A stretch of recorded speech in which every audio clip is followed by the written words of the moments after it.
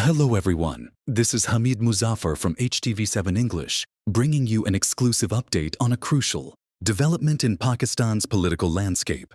Pakistan stands at a critical crossroads. A nation built on the principles of justice and democracy is now witnessing one of its darkest political crises. Former Prime Minister Imran Khan, the most popular leader in the country, remains imprisoned under politically motivated charges, despite the relentless crackdown on his party, Pakistan Tehreek-e-Insaf, PTI, and the suppression of his voice.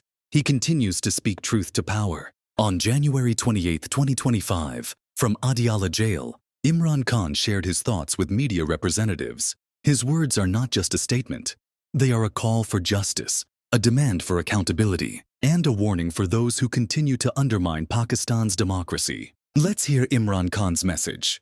The Form 47 in power through election fraud.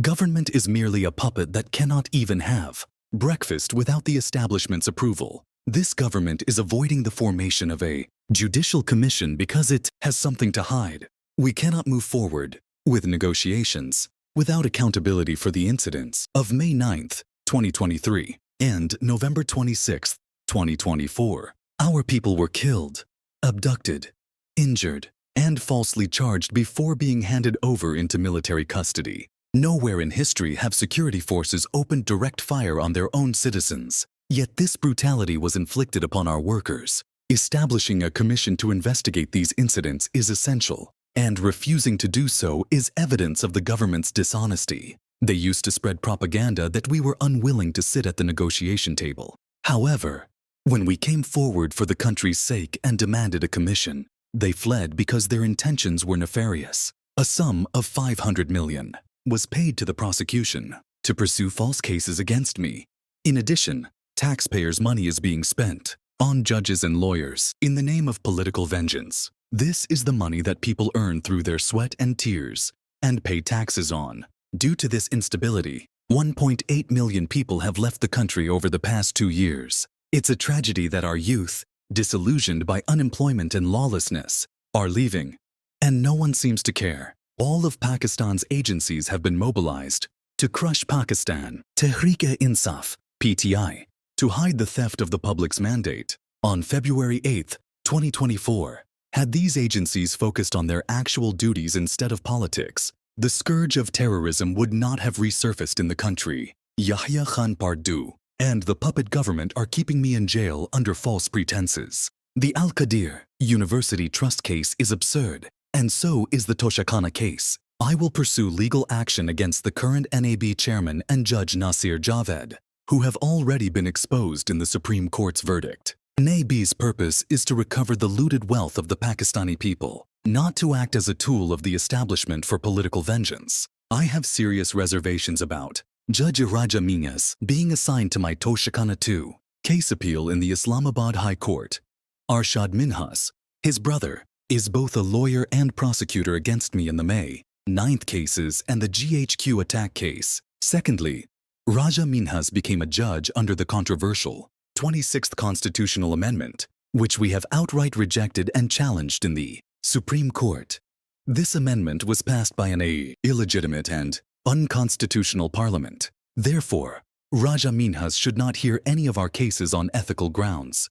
Furthermore, senior judges of the High Court have already given their decision on 6 interrelated Toshakhana matters. After their judgment, the junior-most judge should not be handling this case. Raja Minhas's ad hoc appointment after the 26th Amendment and his dependence on the government for confirmation of his position reflect a conflict of interest, so he must recuse himself from the case. The decision of the London court is clear in the Al-Qadir Trust case. The funds were to go into the Supreme Court's account, not to the government. The same court decision also clarified that these funds were neither laundered money nor linked to any crime. On April 21, 2020, NAB constituted an inquiry committee comprising the chairman, deputy chairman, prosecutor, and additional prosecutor, who unanimously decided to close this case due to the lack of any merit to proceed. The reopening of this inquiry was malicious. It has been proven that neither my wife nor I benefited even a single penny from the Al-Qadir Trust Fund. The current NAB chairman is being dishonest to his position by continuing with the case despite this. merely to increase pressure on me. The agenda to crush PTI has destroyed every institution in this country. During our tenure, the GDP growth was 6.2%, which has now fallen to zero. Investments, which were rising rapidly even during COVID-19, are now in decline. No one invests in a country where there's no constitutional government and no rule of law. There is a democratically elected government in Khyber Pakhtunkhwa, KP, whose performance is exemplary. KP is the only province currently running a surplus, not a deficit. The KP government operates welfare projects modeled on a welfare state, including the restoration of health cards. The country was supposed to receive 100 billion in revenue, but we could not get that due to the NAB amendments. These amendments were made solely to exonerate cases against Nawaz Sharif and his entire family. Progress will remain elusive until Pakistan breaks free from the vicious cycle of deals made by this mafia. Every individual in Pakistan must support PTI. If we are to achieve genuine sovereignty, the youth must liberate themselves from fear. As Maulana Rumi said, "You were born with wings. Why prefer to crawl through life?" Therefore, break the shackles of fear and participate actively in PTI's membership campaign. Imran Khan's message exposes the truth that many in power want to silence. He has called for a judicial commission to investigate the brutal crackdown on PTI, the rigging of February 8, 2024, elections, and the abuse of Pakistan's institutions for political revenge. But those in power refuse to allow transparency because they know the truth would expose them.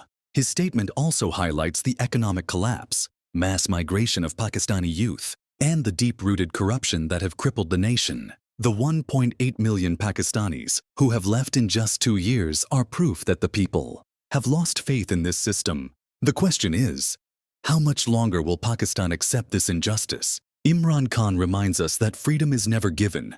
It is taken. The people must rise, break the shackles of fear, and reclaim their right to democracy. As Maulana Rumi said, "You were born with wings. Why prefer to crawl through life?"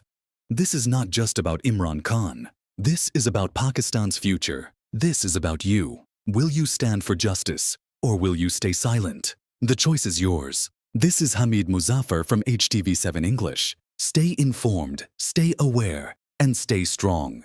Pakistan Zindabad.